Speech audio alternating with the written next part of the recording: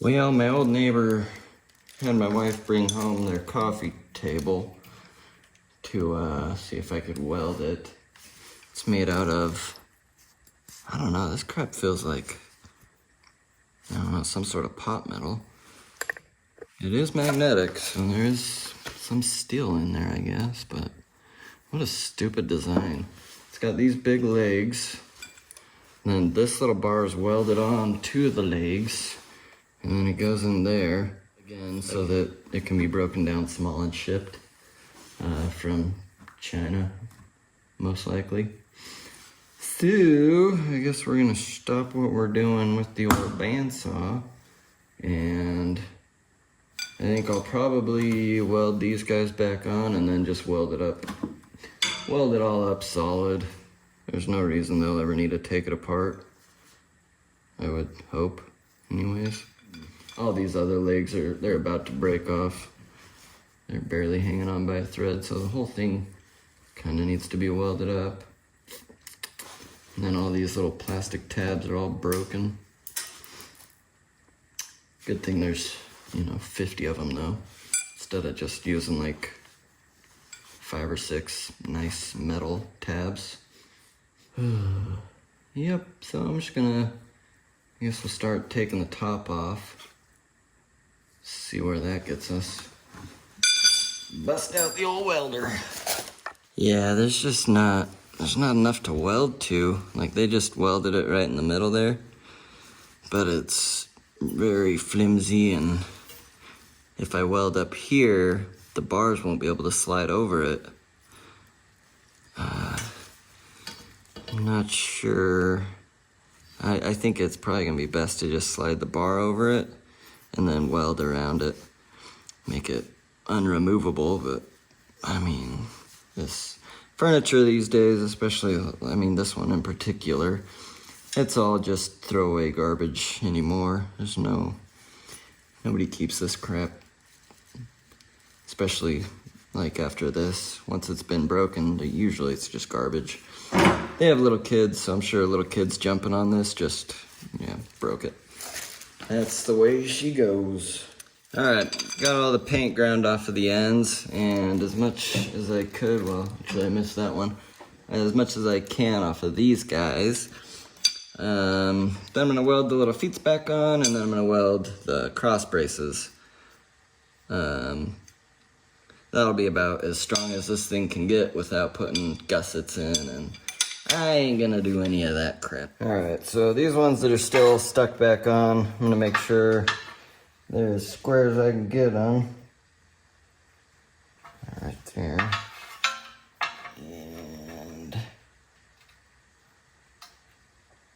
I'll have to check them again once I get a little bit of weld on them, because I'm sure it's gonna warp. This stuff is very thin, especially for how they welded it, just like that. That ain't gonna hold up at all.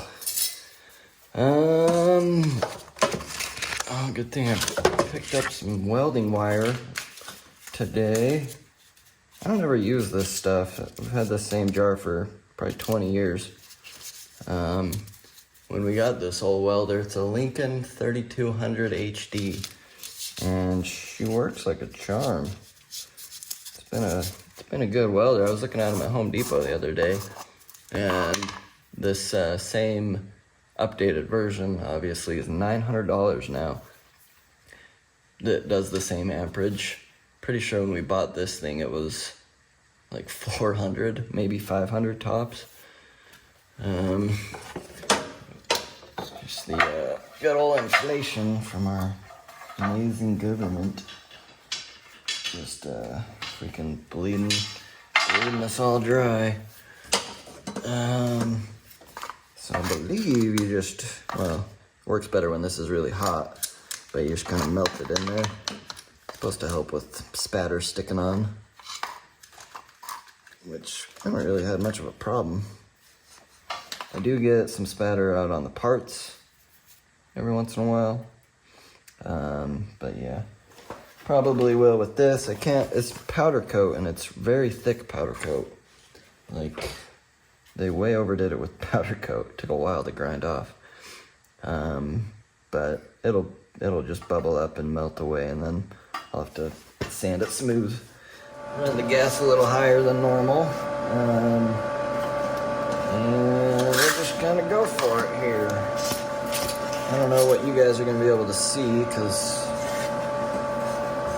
it's gonna get real bright. These freaking hoses all over in the way. Oh, yeah, right.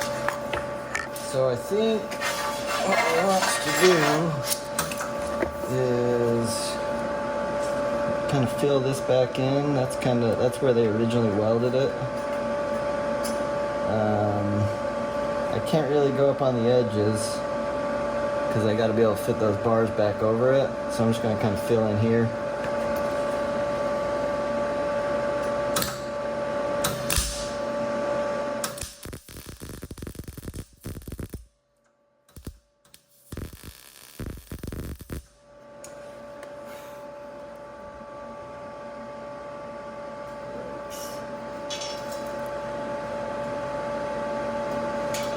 I'm going to turn it up to C and crank the wire speed up now that I've got a big old glob in there.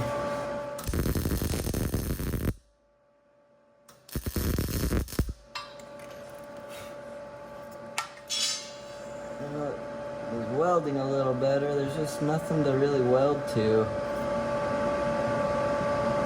Like, is it even worth trying to weld it back on? Like, it's more solid now. Before I could bend it pretty easily. But now I got a big glob I gotta grind off in order to fit this guy on.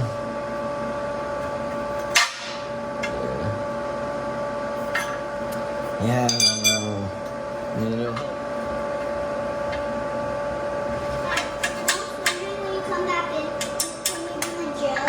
Yep, I'll bring the drill when I come back in.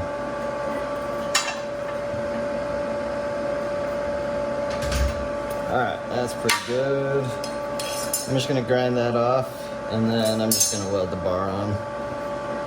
Not going to mess around with trying to weld this thing back solid, because that's just not going to matter. Well, it might have mattered a little, but not enough for me to care. Alright, got it ground down. Stuck this here leg on. Make sure the leg is squared. Yeah, it really kind of needs some gusseting. Just gonna get a little tack going.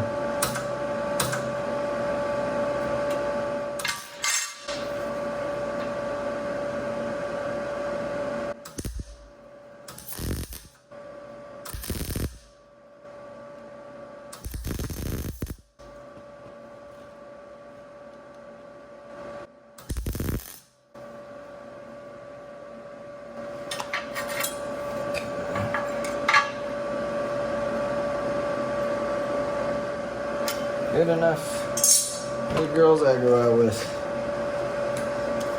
Alright, so I'm not a very good welder, especially not a very good welder on thin parts, so bear with me.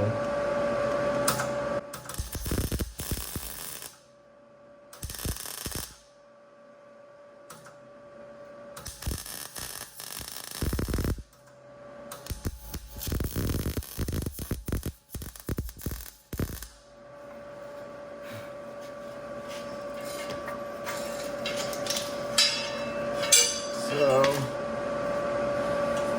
as you can see, I suck at welding. Also suck at video cameraing. Yeah, you can't really see much, huh? Right there. Yeah, that's a beauty right there. Tell you what. So, I'm gonna weld the outside also.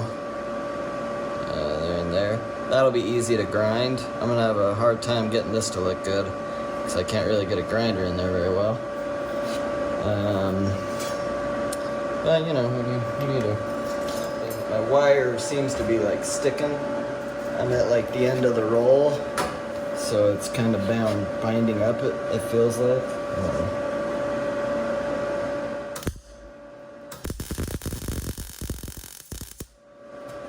That looks good. It's a good looking crappy weld. So when you're welded vertical, I think I've had the best luck going downwards, because then the puddle kind of flows down as you weld down. I don't know. What the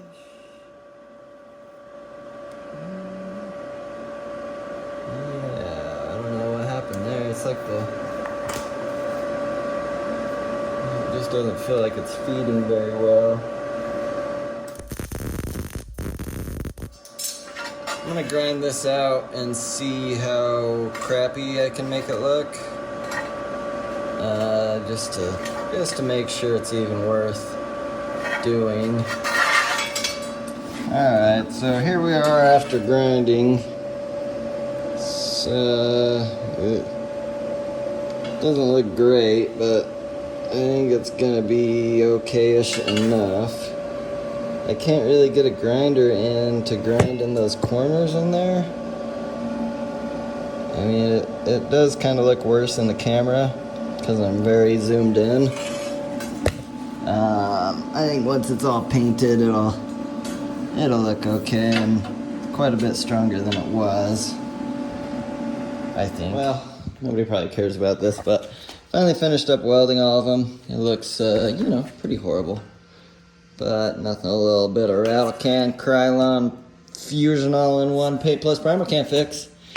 Yeah, it's as good as it's gonna get. This metal doesn't weld very nicely, doesn't like to really play nice. I mean, I didn't get it very clean though either. So it was basically just a freaking boatload of grinding. And yeah, can't really fit a grinder down in these corners, so they kind of look kind of crap-tacular. But, you know, whatevs. This table is not, I mean, I'm pretty sure it's like a Walmart $20 freaking table. Well, maybe not. The top is pretty nice. Pretty decent looking top, but, I mean, the base is just freaking horrible, man. Just garbage. So I'm just gonna spray paint it. Should look fine. It'll be fine.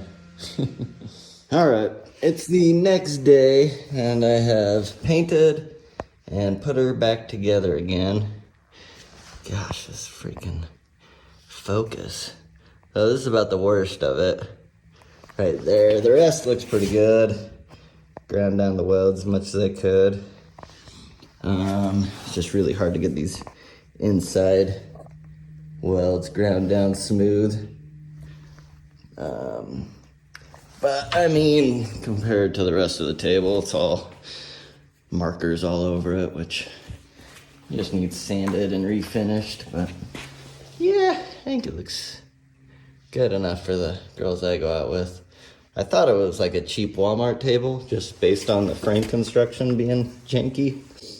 Apparently it's a West Elm table, which I don't know if those are like a nationwide brand.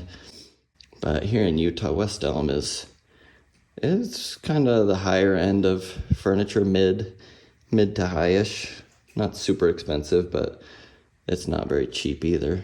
So yeah, I'll get a little more time out of it before she breaks again. But yep, back to the bandsaw. Well, the old bandsaw's still on hold. Found this thing for $100. It's, best I could tell, I kind of Googled serial number. There's not a whole lot of info on them. It should be, though, about 10 CFM at 90 PSI. I think it's a 27-gallon tank, 230 volt. It's a dual cylinder pump. I mean, it looks like they kept the thing outside, but they're made by, Sanborn. So Coleman PowerMate purchased Sanborn a long time ago. I'm pretty sure this thing's pretty old. But this is they made two models. This is the bigger of the two. I'm not 100% sure. I'm gonna have to take a close look at the tank. I don't know what kind of shape the tank is in. It could be full of rust based on what the outside looks like. But I mean, $100, I wouldn't be able to buy a motor or a pump by itself for $100. So as long as that stuff works, I can always put it on my other tank that has a bad pump. Or, I mean, I think it'll probably work. I did spin everything around. Everything sounds fine. I do plan on taking her all apart and trying to clean it up, make sure everything's good. Yeah. But, yep, just, building up a horde of freaking projects. Got the bandsaw I gotta put together. Then I gotta clean up the power hacksaw so I can sell it. And build a plasma table. And Mach 4 on my mill I updated so I could use the Xbox, and everything seemed like it worked fine. I'd be able to run one program, and it kind of tricked me, but I found if you load and run a program on the mill, and then you close that program to start the next program, it freezes up. Not completely, it just moves really slow. It'll like do one line and pause for a couple seconds, do another line, pause, do another line, pause. So Googling online, I got some help on the forums. They said to try downgrading back to one of the older versions of Mach 4. So also got to do that someday. For now, I pressure washed this thing because it was a little oily. And I kind of want to pull the head off just to make sure I didn't get any water in there, because I was kind of went to town on it before I realized, hey, there's a freaking air intake, obviously. So I'm gonna pop the head off real quick, just so I can make sure there's no water sitting in there, and then we're gonna finish up the bandsaw, still in the box, and see what we see, I guess. Yeah. All right, so we're just gonna undo these guys right here. It looks like there's just the two lines coming out. I think the regulator knob, you can't really see it, but I think the knob's broken off, obviously. And I think this is aluminum tube. Or if that's more resilient to vibrations and cracking and stuff. Or if they just cheaped out. Who knows? Alright, those are loose.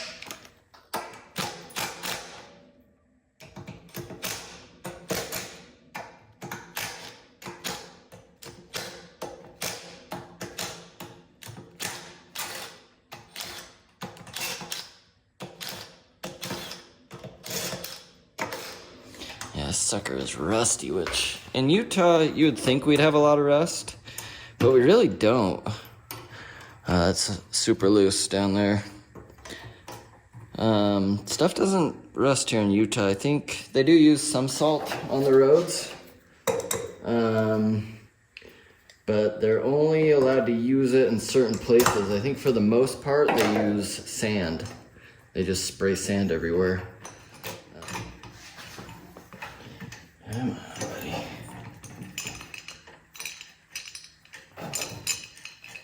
Alright. Oh, that's just a head. Or a cover. Nothing cool in there. Here's our little valvey thingies. Valve plate. Oh, piece of metal there. Might have got sucked in through the intake at some point. Yeah, the old gasket. I have a bunch of gasket material, so I could make one. It's just like a tiny leak like the kind you would get from this gasket leaking, I just don't think it's gonna matter. Might lose a tiny bit of air pressure, speed, CFMs, you know, but nothing really that matters. Okay, so this valve plate, this top fin, is a whole separate piece. That gasket under there might matter a little bit more. I don't.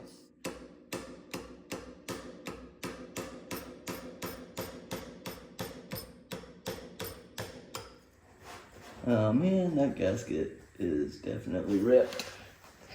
Son of a ditty.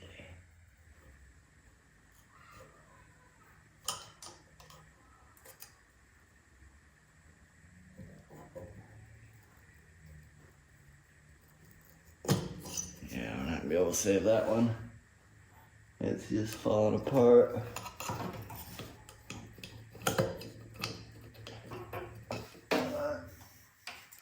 It's always good to try to keep them intact if you plan on making one, so you can, just easier to have a pattern that way. So these are interesting. Okay, so that's just a piece of spring steel, and that when pressure's pushing on the back side, it seals. Pressure's going that way, it lets it just open right up. Boop, boop. And there must be like a spring or something right in there. I don't know, those do not look serviceable at all. They're completely riveted in. Interesting.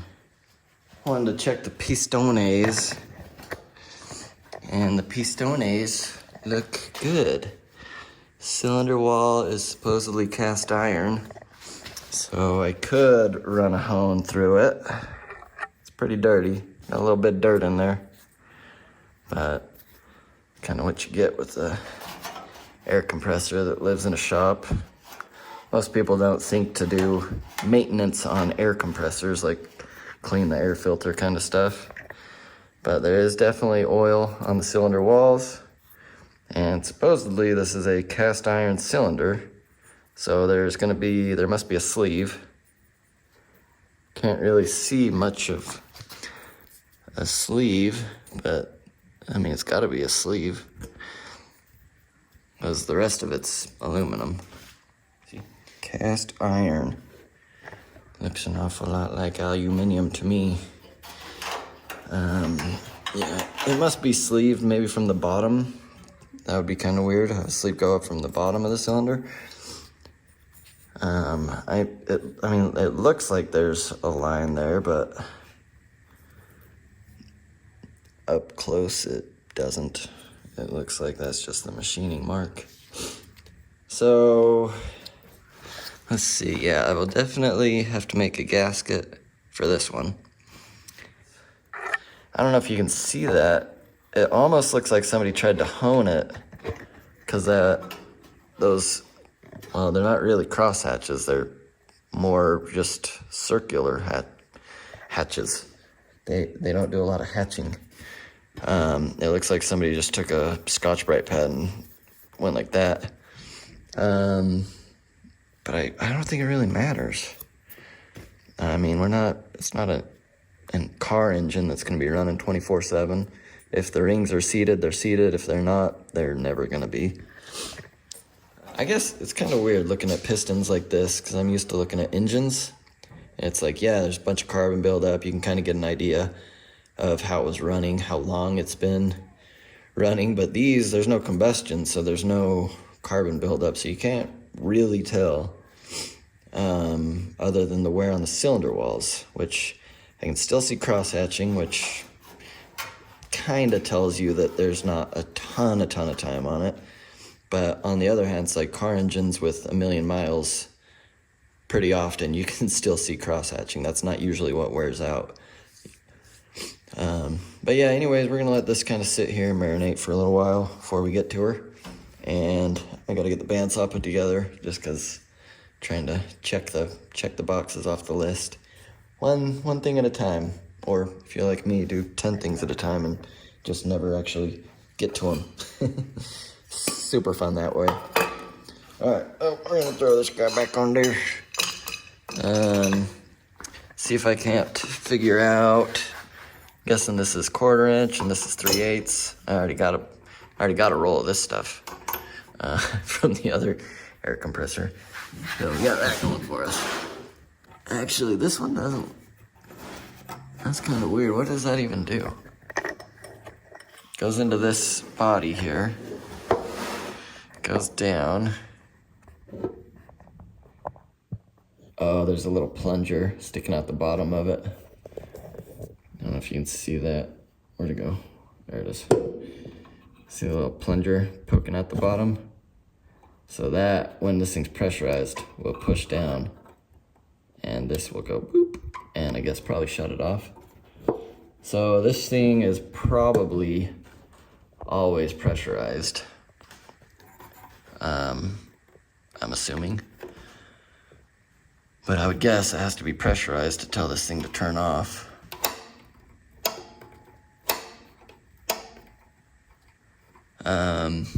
So yeah, we might want to make sure that's not leaking.